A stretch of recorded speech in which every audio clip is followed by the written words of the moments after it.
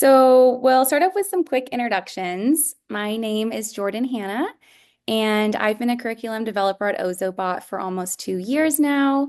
I get to design lesson plans that bring Ozobot into classrooms, just like all of yours. And I really love creating interdisciplinary lessons that integrate coding with core subjects. So I'm really excited to be talking to you about this today. We are so lucky to have an Ozobot certified educator with us today to share her experience with Ozobot. I'm so excited to introduce Nikki Jones. She is an instructional technology coach in Northern Virginia. And before moving into her role where she supports K through 5 students with meaningful tech integration, she also taught first and third grades. Nikki holds a master's degree in education and has 19 years of experience using technology to challenge students to think critically, problem solve, and be creative. To educate future-ready students, Nikki emphasizes creativity, STEAM, and computer science integration in core content areas. She's passionate about helping, inspiring, and training educators to use technology in ways that are innovative, highly engaging, and promote student choice, voice, and creation. She collaborates closely with educators to help them build their technology skills and become more confident while using technology that empowers student learning. For today's webinar, I'm just going to quickly share a little bit about content integration with Ozobot and the benefits for you and your students, and show you where you can find some curriculum on Ozobot Classroom. And then I will pass things off to Nikki to share all her amazing resources and insights. And I do want to point out that she has created this fabulous webinar deck that we will upload to our website, that you can access all her resources there as well. So let's quickly go over the what, why, how, and when of content integration with Ozobot. You can use robotics and coding to reinforce core subjects like ELA, math, science, and social studies. We like to say that Ozobot is not necessarily teaching your students these core concepts for the first time. We know that your schools have amazing core curriculum for these subjects. Instead, Ozobot is used as a tool to reinforce what you've already taught them, but in a really fun and engaging way. Why do this? Well, it's to boost engagement, deepen understanding, and bring abstract concepts to life in a hands-on way. Something that we have heard time and time again is how abstract teaching the solar system can be and how abstract it feels for students. With Ozobot, you can actually make a physical simulation of the solar system. And so you can have the planets orbiting the sun and really help students grasp this concept on a whole new level. How you can use Ozobot as a tool to explore, model, or demonstrate comprehension of the content and standards. So we know when students are asked to model their understanding, it will cement those core ideas even more. And when? We think you can integrate Ozobot during everyday instruction because Ozobot fits seamlessly into your existing lessons, projects, or review activities. We see a lot of educators using Ozobot at the end of the day or the end of the week. And with that, they'll reinforce whatever that new concept is that they just learned. And why integrate? We think there's a lot of great benefits for both students and teachers. For students, it increases student motivation and participation. It deepens engagement through hands-on and creative activities, and it reinforces what students are expected to learn. For teachers, it fits into your existing curriculum. So you're not necessarily starting from scratch. This is just a new way to teach what you're already doing. And it helps meet technology and computer science standards. Real quick, I'll just jump into Ozobot Classroom to show you where you can find lessons that integrate Ozobot into your core curriculum that we've already made for you. These lessons are both color codes and Blockly. They're created by Ozobot curriculum developers as well as community members. So we will go to classroom.ozobot.com. If you're new to Ozobot, it is free to create your account. And with the search tool right here, you can search any subject that you guys might be learning about or reviewing, as well as the grade level. And with that, I'm going to hand it over to Nikki. Thank you, Jordan. I am so excited, as I've already said in the chat.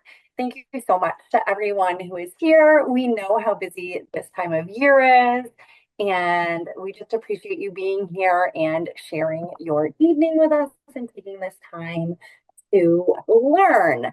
So, welcome again. And I'm just going to try to hide some things here. This is actually super fun. This is a photograph from ISTE where I got to meet Jordan and Michaela in real life. And these are two of my real life besties, but also teachers that I do a lot of coding instruction with. So we thought that was a fun way to start off our night together. So, like Jordan said, my name is Nikki Jones. In addition to those educational credentials that she listed for you, I am also a boy mom. I have two little boys, a 9-year-old and a 6-year-old, and life is never dull. It is always busy and there is always something going on. So that is a fun fact about me. We love to be outside in nature and hiking and taking pictures. One other thing to know about me is I am a photographer, so I love taking pictures, and whenever you invite me to go, we will always get amazing photos. So I'm super excited to be here and share some ideas with you. And like Jordan had mentioned, creativity, STEAM, and ed tech are big passions of mine. And with that, one of the things that I really found with coding and pairing with teachers is I wanted to be able to help our educators realize that using Ozobots to code and be creative wasn't an extra thing. It wasn't something for recess or the end of the day, that it's really something that can be seamlessly integrated to what they're already doing to increase engagement and student achievement. So we'll kind of talk through that. So here it is, how it all started. This is the very first Ozobot lesson that I did. My teammate, Christine Taipapa, she is also an amazing CE and was on that first slide. She came to third grade and said, let's do this with Ozobots, and this is for data and probability, which is kind of one of those concepts. You know, we can spin a spinner and flip a thing, a coin, but this was a really real way for them to introduce some of the other vocabulary for likely and unlikely, impossible and certain, which is a little bit harder for them to understand. And I did this lesson with my learners and they couldn't stop. They were working in teams because I only had 6 Ozobots at the time that I was borrowing from her.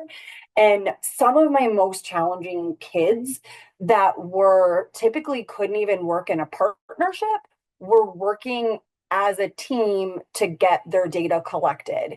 And then they went on, actually, they made their own bracket and they extended their bracket and they were doing things that I couldn't have found out on a worksheet with them. So I saw this very simple activity one time in a math class. And I was like, okay, I need them all.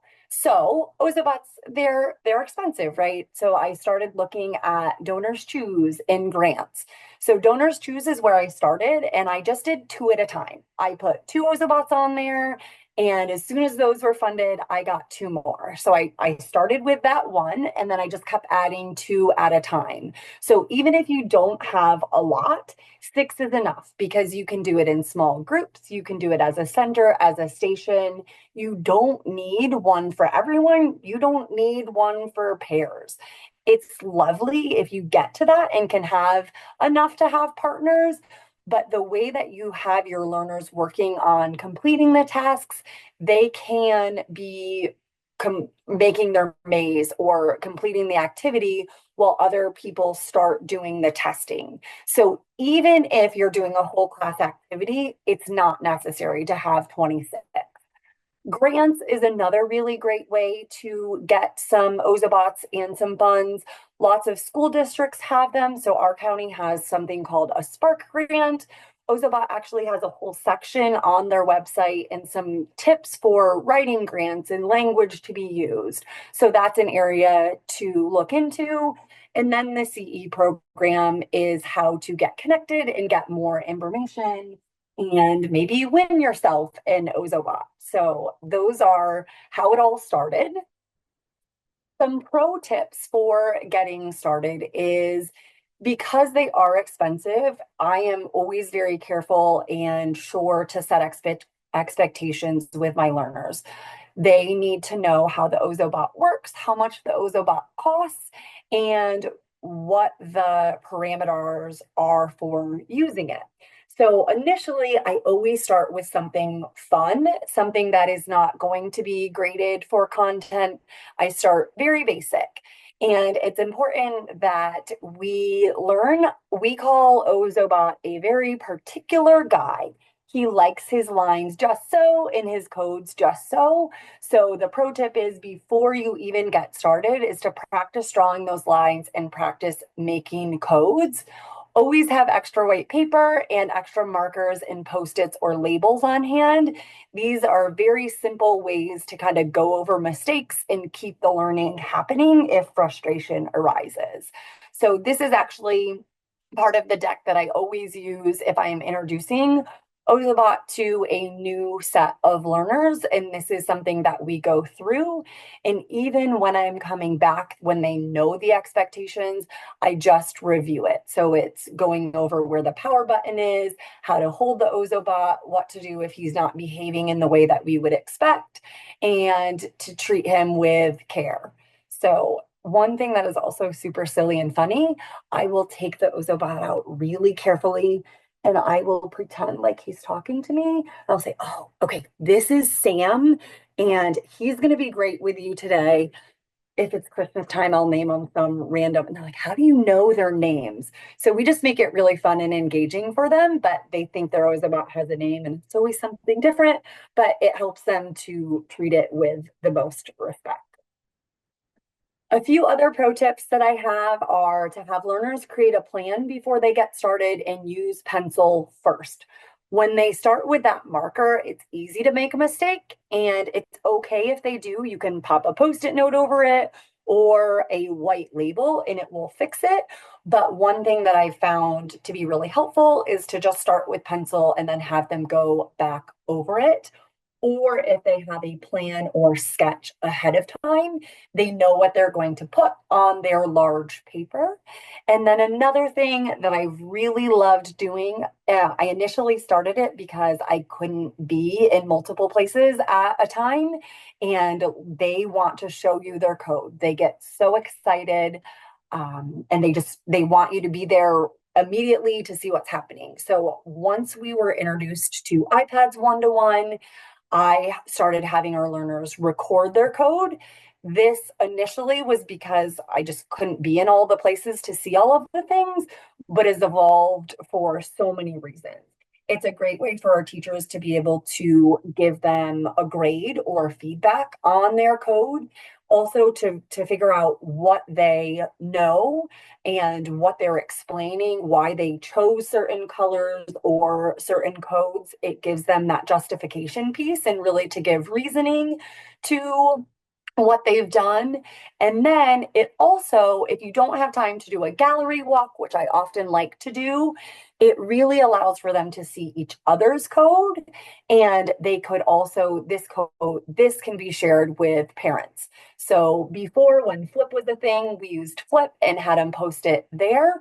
Now we have them post it on Padlet. They can turn it, there are various places wherever you can put a video, you can upload it. So that is definitely a big pro tip.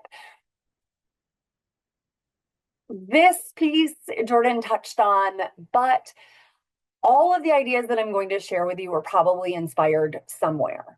It might have been in the Ozobot classroom. There are lots of lessons. You can narrow it down by grade and subject, even if you're going to do colors versus Blockly. But I also really like to search socials for inspiration. So Instagram and X are two really good places to just go and search for the hashtag Ozobot. And you can see different lessons that other educators have already implemented. You might not use that exact lesson, but I've gotten lots of brilliant ideas that I've adapted to something that I'm going to be teaching later. So I want to throw that out there. I'm going to share a lot of ideas with you. Most of them are borrowed ideas, and most of them were inspired by someone else. So feel free to continue that trend and borrow all of those ideas, but then also go on social and share what you're doing with your Ozobots or really anything in your classroom. It's a great way to connect with other educators. So I would love to connect with you in that way also. So integration, this is what we talked about. Ozobots can help engage learners in any content at any age. So reading, writing, science, social studies, math, whatever you're already doing, if it is an activity in a classroom, there's an easy way to adapt it and add an Ozobot. There are lots of different ways that we can do that.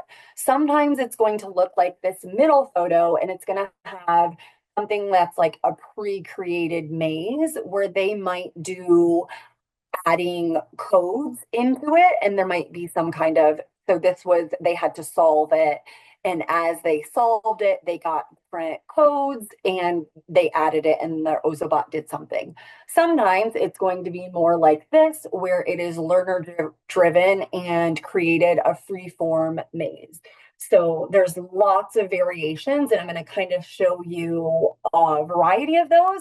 But the one thing that is the same with all of them is this.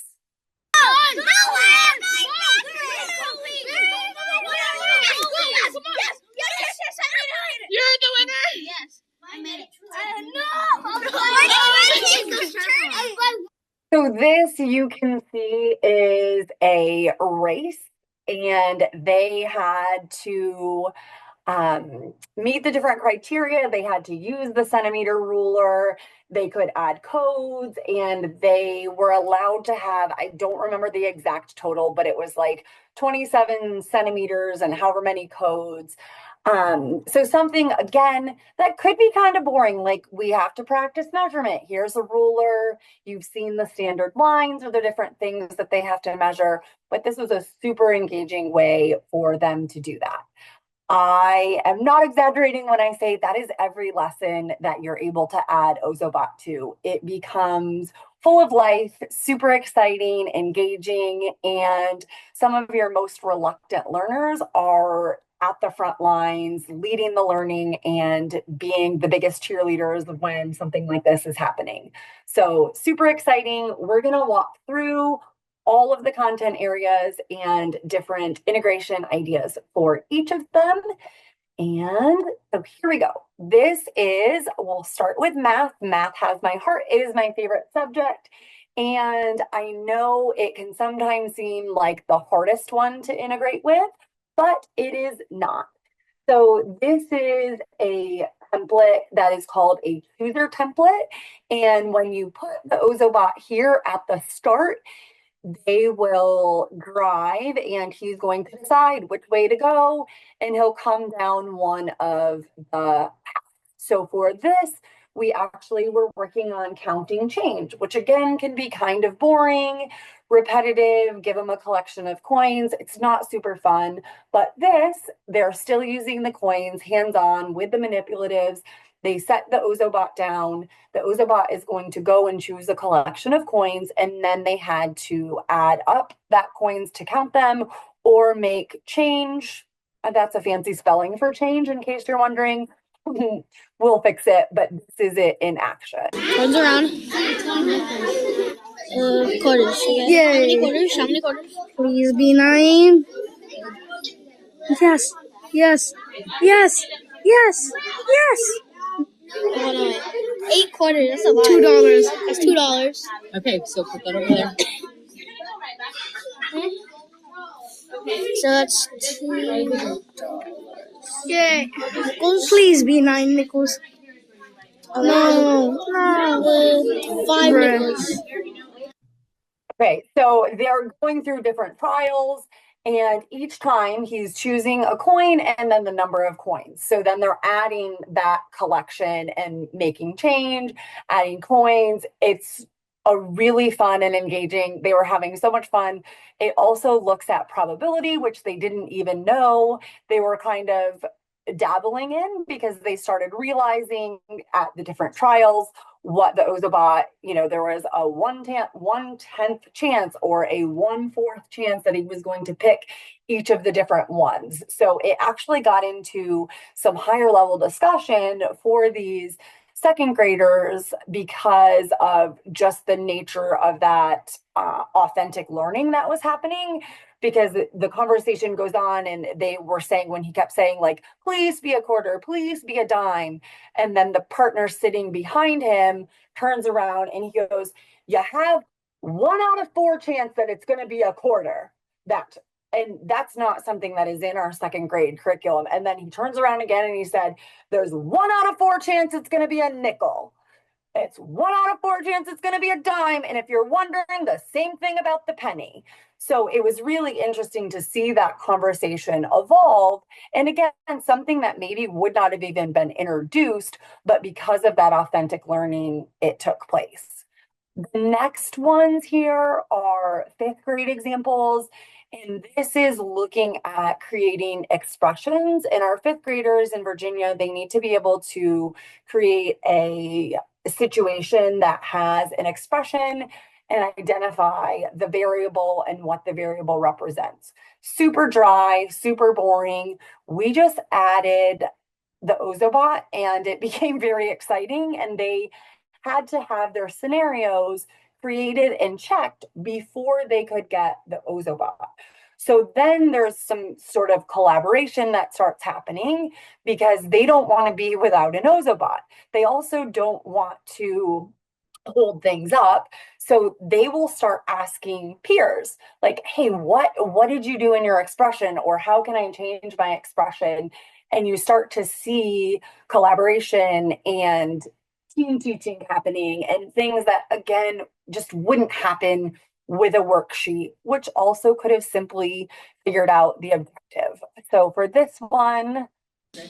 Okay, so what is your expression? Expression 6 times S. Okay, and your variable? Variable S. And what does the variable represent? Each bag has S Skittles. Okay, so how many? Okay, so again, this is super low key. I just put a few different boxes on here and printed that split out for our learners. I wanted you to see this one here because it shows what I was talking about earlier about kind of having those Post-its at hand or white sticky labels. If something is wrong with the code, that's a super simple way to fix it without starting over a whole new paper. So if you put the sticky note or the white label, or I actually have boo-boo tape, it's like the roll of like Post-it whiteout essentially for chart paper.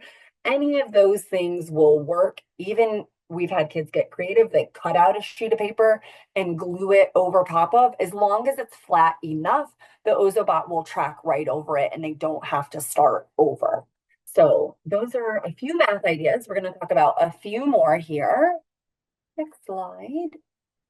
So this slide is a lot with geometry.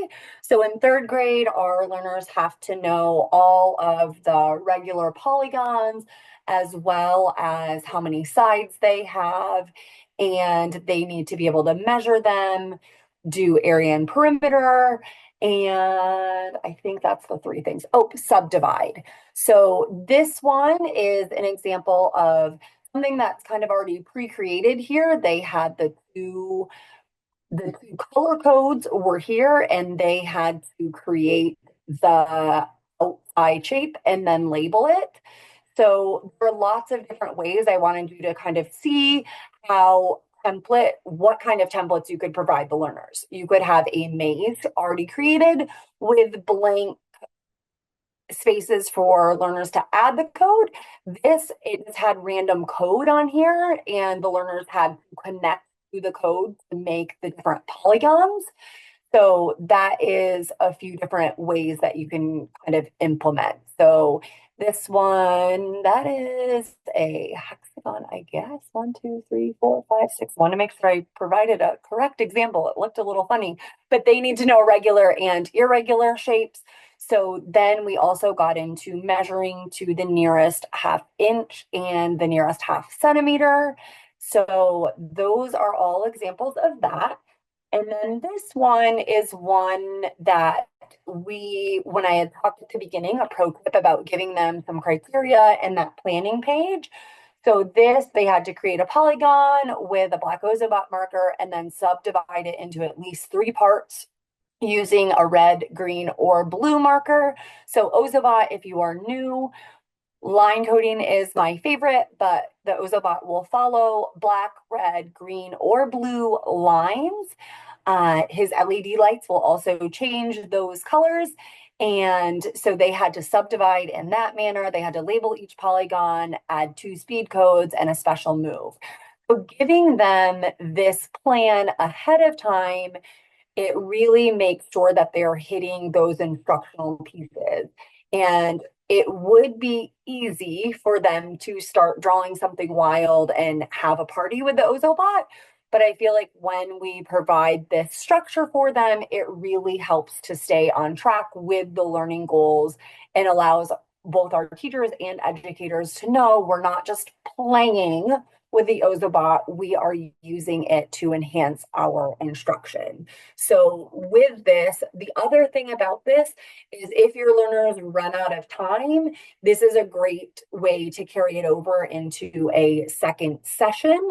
And it's a great way to also hold them accountable for that grading piece and just get their thinking down on paper before they kind of go bigger with it. I often like to use butcher paper or really large paper. So if I'm doing something that is more of a project, I want them to have a plan. So when they get to marker stage, they're pretty confident with what they're doing, and there's going to be a lot of erasing and going back and forth. So this one down here was finding the area and perimeter of an irregular shape. They had to also practice their measurement skills. So it was a great way to integrate multiple content areas or multiple strands, I guess, of the same kind of geometry content, but it wasn't just finding the perimeter or measuring. They were also working on adding multiple numbers and figuring that out. The other one here, this is from the Ozobot lesson library, and our learners had to create and find the area. So using square units, I just wanted you to kind of see the variety of something bigger, learner created, something that is a little bit more template, and then something that has like a pre-created worksheet with it. So lots of variety, lots of options already out there created. Again, don't feel like you need to reinvent the wheel. If there is something you are already teaching tomorrow, there is probably a way to put an Ozobot with it. The next content area we're going to get into is science. And science is another easy way to integrate Ozobots. So these particular examples, this we just did for Earth Day. So the Ozobot went through, and this one, they had to decide what the good choice for the Earth would be, and they had to code it to either turn left or turn right and make the decision. And then for this one, they had to try to collect as much recycled material as they could. And you can see the maze was already printed. So the black was done for them in this one. They just had to add into the white space code. You'll notice that in lots of the photos, you will probably see this is the color code sheet, and I'm going to tell you a little bit more about that at the end, but I just wanted to kind of note that there. So this is another Earth Day. For this one, this is another learner created one where it had the criteria with it, and they had to create a life cycle and also show the habitat of an animal. I think this was, or this might have been Camp Steam, and the life cycle of a bee. See him go. Girl, you can enter. Oh, yeah, it's the bee. It's working.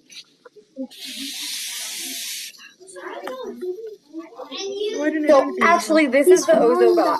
I need to change the caption. This is the Ozobot pollination. So they actually wrote the word bee on their entire maze, and that's what they had the Ozobot travel. And you'll see right there is a tulip, and they had different flowers. So they were having the bee, the Ozobot costume, stop at the different flowers and then show pollination. So that is not life cycle, but we have done something with life cycles of different animals. We've also done habitats. So I thought I put that video, but I didn't. This next one here is changing states of matter. So in second grade, they need to be able to go from a solid to a liquid to a solid, all of the different phase changes. And then they also need to be able to identify what that change is called. So freezing, melting, evaporation, whatever. So we gave them the criteria. We gave them a mystery state of matter, and they had to change it in some way. So this one. I love how it dances. Its dances are so cute. Oh, it's okay. He said, get out of my way. So they were having Okay, let's a little bit of leave. a party there. I think they had water and they added it to the oven, and then the water boiled and is evaporation. So some of them chose to use different colors to show melting or freezing. So if they were increasing the heat, they would add a red maze line, and the Ozobot would turn red, and so his LED lights actually light up red, and then the different code. One thing to mention about that is if your Ozobot is coding along a color line, you do need a black line before you add a code, because leading into code, he needs that black to kind of give him the reset and let him know there's going to be a code. So some more science in fourth grade and fifth grade. Well, fourth grade, we review for the fifth grade SOL. So they had to do the solar system. They have to know the different planets, the order of the planets, the relative size of the planets, and lots of different things. So this was a multiple day project. They actually first in Canva, they had to create their solar system, and then we printed their solar system, and then they actually cut it out and put it on the Ozobots, and then added it to the orbit. They also had to add colors to represent different orbits. So I think you'll notice this is Earth's orbit, and they have it half green and half red, or not green and red, sorry, green and blue to represent the land and the water, and then different codes. So also by having them record it, we get really a good understanding of why they used certain codes. So this starts to show. Period this time. Here she is, though. And stop! Yes. Okay, finally. They have beef with each other. Look at Jupiter, though. Bro, she has beef with everybody that crosses her path. Don't mind Jupiter just cruising. Yeah. So this one is actually, that one was them talking a little silly, but it was the best one of the top of it. Typically, when I have them recording, I'm having them explain the position or whatever it is, the criteria. So if I needed to know that they understood the placement of each of the planets, that's what they would be recording in their videos. So that was, I think, me just shooting a video of them working. here, this is another big project that we did in fourth grade. In fourth grade, they need to learn all about severe storms and they need to know about the different clouds and the weather and the temperature that's happening during those storms. So it started almost as research. So they had already not even research, they had already learned about all of the severe storms. They were using their resources to pick a storm and reference their textbook during it, and then work on a plan. So these plans really help when they are over multiple days that you're working. And it also helps as a point for providing feedback before they get started. So I was able to check in with each of the each of the learners or the pairs to make sure they had an understanding. And if I needed to clarify anything or if their teacher needed to really review anything about the storm, it was a great time for that to happen. And then some reteaching and extension could also take place. So here's one where you'll notice that they used the red line to represent the temperature increasing or decreasing and going through the storm. So I'm not going to play that video because we have about 10 more minutes before, so we can allow some Q&A time. Social studies, I love using Ozobot for anything geography. This is in Virginia in fifth grade. Our learners study all of the different regions of the United States, and then they learn about Canada, Mexico, the Caribbean islands. And for each unit, we do a different project. So for the Midwest region, again, you'll see kind of their planning page.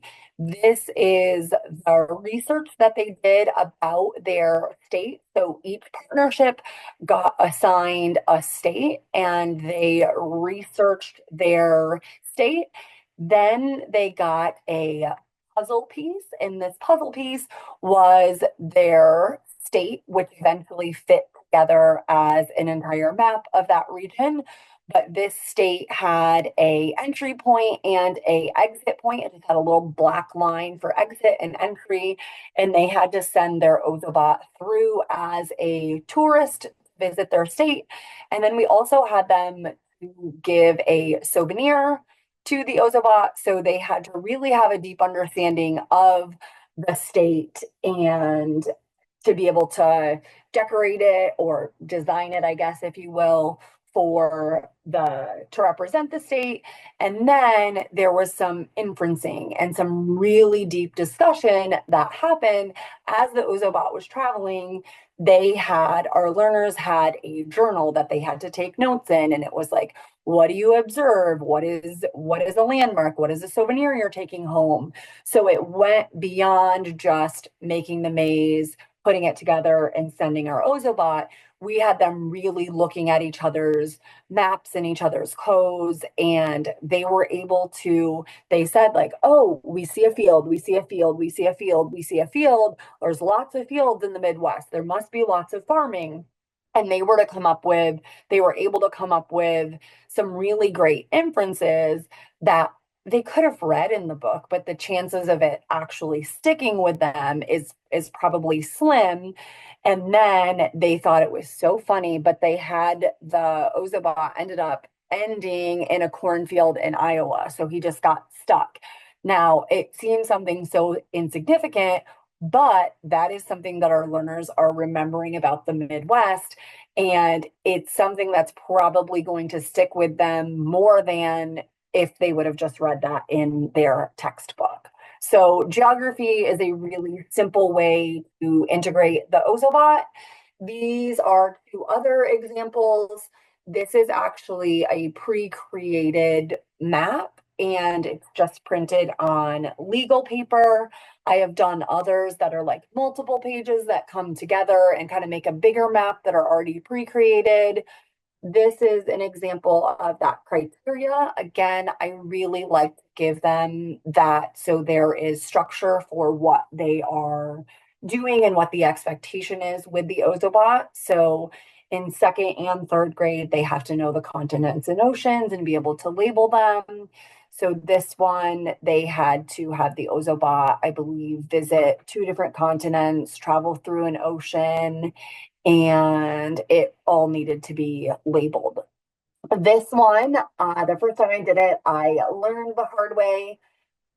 You want it bigger because the Ozobot likes to follow black lines, and we say he's a particular guy and he likes the thickness of a marker, but he will also get cute sometimes and start following these smaller, skinnier things and kind of go off crazy.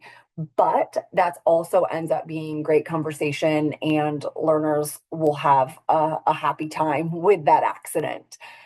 These other examples on the right are in third grade in Virginia. We learn all about ancient civilizations, and one of the PBAs is for learners to create a museum of that ancient civilization. So we kind of just took it one step further, and instead of it being a diorama or a poster, we had it a museum for the Ozobot. So this one is, you'll notice it's a white piece of paper and it has different boxes. They literally just drew a box and put something in it. So they had to have at least three different stations or exhibits. There we go. Three different exhibits for the Ozobot to visit and have something about the contributions. And you'll notice there, they kind of go above and beyond. This one, this year we've been using, or the last couple of years, we've been using a lot more technology because we are one-to-one with our devices. So this year, some of them decided they were going to make their maze. They asked, like, I'm not really great at drawing. Can I make it in Canva? Sure, cool. So that is an ancient Greece museum that was made in Canva. We printed it, they added the color codes, and then everybody wanted to do that.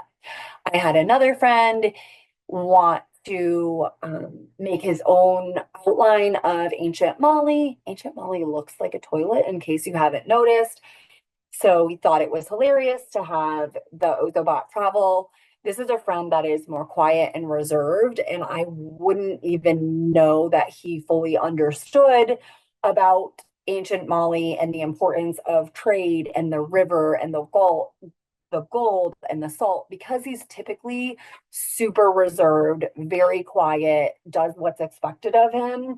But with this, he was really able to shine in a way that was creative for him. And I got conversation out of him that I would not have otherwise known.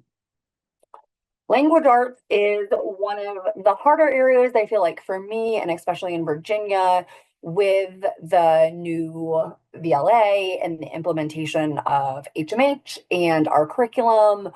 But there are ways to use Ozobot to practice, even with basic letter formation, letter matching, fine motor skills, having our learners to practice just drawing lines, which we do with some of our preschool and kindergarten friends.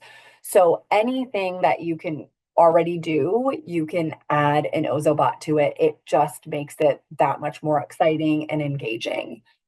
The next thing on the far right there is lots of writing, is how to and going through the steps. So this was a planning page, and then our learners had to draw the steps to go with it and make a maze to show how to make a peanut butter and jelly sandwich, how to tie your shoes, how to get to the art room from their classroom, whatever it was that they selected. So then there were lots of different mazes that the Ozobot got to learn how to do things. And then we had our learners kind of go to each other's and learn the how to. So super fun, engaging, again, something writing that might not be as exciting.